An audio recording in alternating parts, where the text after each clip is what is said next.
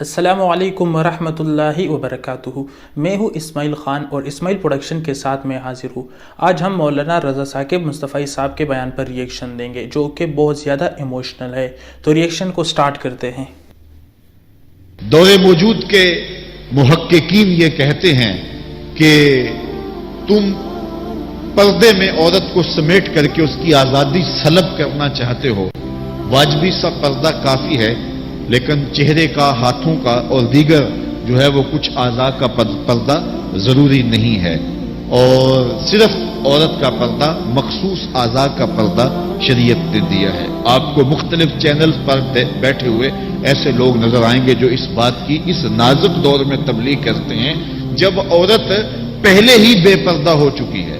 عورت پردے میں لپٹتی چلی جا رہی ہے اور اس کی نہ آنکھیں نظر آ رہی ہیں، نہ ہاتھ نظر آ رہے ہیں، اور اس کے لیے جو ہے وہ کوئی ایک راستہ بھی باقی نہیں بچا، تو پھر تو کوئی یہ تبلیغ کرے تو سمجھ آتا ہے کہ ہو سکتا ہے کسی جو ہے وہ تحقیق کے تحت یہ بات کر رہا ہو۔ جب عورت اپنے لباس سے بھی باہر ہوتی چلی جا رہی ہے تو اس وقت یہ تبلیغ کرنا کیا معنی رکھتی ہے سوائے کسی ایجنڈے کے تحت، اور اس کے پس منظر میں کچھ ہمیں دکھائی نہیں دیتا ہے۔ تو وہ کہتے ہیں کہ چہرے کا پردہ نہیں ہے، ہاتھوں کا پردہ نہیں ہے، پاؤں کا پردہ نہیں ہے۔ شاید وہ اس بات کو جو ہے وہ سمجھنے سے قاصر ہیں کہ یہ محارم کے لیے ہے۔ عورت کا مخصوص اعضاء کا پردہ تو اس کے باپ سے بھی ہے، اس کے بھائی سے بھی ہے، اس کے محارم سے بھی ہے، حتیٰ کہ بیٹے سے بھی ہے، لیکن یہ جو اعضاء ہیں ان کا پردہ بھی عورت کے اوپر لازم ہے، چونکہ جو شر پیدا ہوتی ہے وہ چہرے سے اس کا آغاز ہوتا ہے۔ تو میں ایک بات کہا کرتا ہوں کہ یہ جتنے دلائل ہیں ان دلائل کے جواب بھی علماء نے دیے ہیں، یہ ساری بحث کی جا سکتی ہے۔ میری مائیں بہنیں تصور کر لیں کہ سیدہ فاطمہ تو زہرا کا پردہ کیسا ہوگا، تو ان کے تصور میں حیا میں لپٹی ہوئی فاطمہ دکھائی دے گی۔ بلکہ سیدہ فاطمہ تو زہرا سے جب پوچھا گیا کہ عورت کا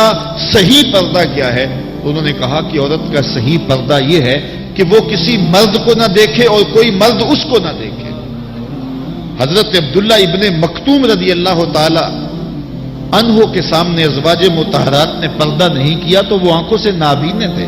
تو حضور نے اس پر انہیں تنبیہ کی کہ تم نے پردہ کیوں نہیں کیا؟ تو انہوں نے کہا حضور وہ تو نابینا ہے۔ تو فرمایا کہ تم نابینا تو نہیں ہو۔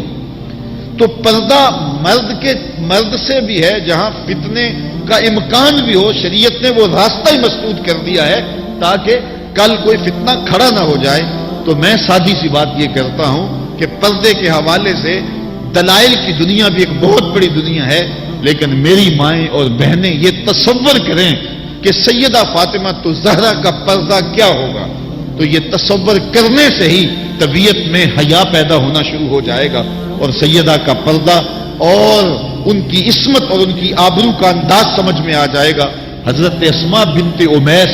رضی اللہ تعالیٰ عنہ فرماتی ہیں کہ میں سیدہ فاطمہ زہرا کے پاس بیٹھا کرتی تھی اور انہیں سب سے زیادہ فکر اس بات کی تھی کہ زندگی میں تو عورت اپنے پردے کی حفاظت کر لیتی ہے،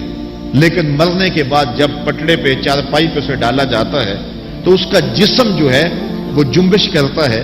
اور وہ مختار نہیں ہوتی ہے، تو اعضاء دکھائی بھی دیتے ہیں، اعضاء کی حیت بھی سمجھ میں آتی ہے، تو یہ بڑا مشکل لمحہ ہوگا جو مرنے کے بعد درپیش ہوتا ہے۔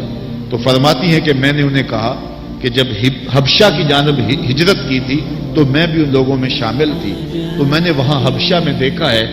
کہ چارپائی کے چاروں پایوں کے ساتھ شاخ باندھ دیتے ہیں اور پھر ان کو درمیان میں جوڑ دیتے ہیں اور اس کے اوپر کپڑا ڈال دیتے ہیں اور یہ ایک ڈولی بن جاتی ہے۔ تو کہتی ہیں جب میں یہ بات بتائی تو سیدہ بہت زیادہ خوش ہوئی،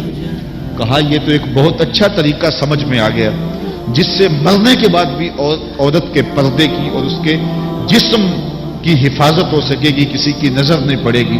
تو یہ وہ سیدہ ہیں کہ جنہوں نے اپنے پردے کی حفاظت یوں کی کہ غیر مرد نے انہیں نہیں دیکھا، اور پھر مرنے کے بعد بھی ان کے لیے وہ ڈولی تیار کر لی گئی، رات کی تنہائیوں میں ان کا جنازہ پڑا گیا، اور یہ وہ پاک دامن خاتون ہے جن کا آنچل مہر و ماں نے بھی نہیں دیکھا ہے، اور جب قیامت کا دن ہوگا تو حضرت سیدہ فاطمہ تو زہرا 70,000 خواتین کے جلوں میں نکلیں گی تو آواز آئے گی یا اہل الجمع غدوا ابصارکم لأن فاطمہ بنت محمد حتی تمر، اے لوگوں نگاہیں نیچی کر لو، محمد عربی کی بیٹی کی سواری گزر رہی ہے۔ اللہ ہمیں اس بیان پر عمل کرنے کی توفیق عطا فرما لے۔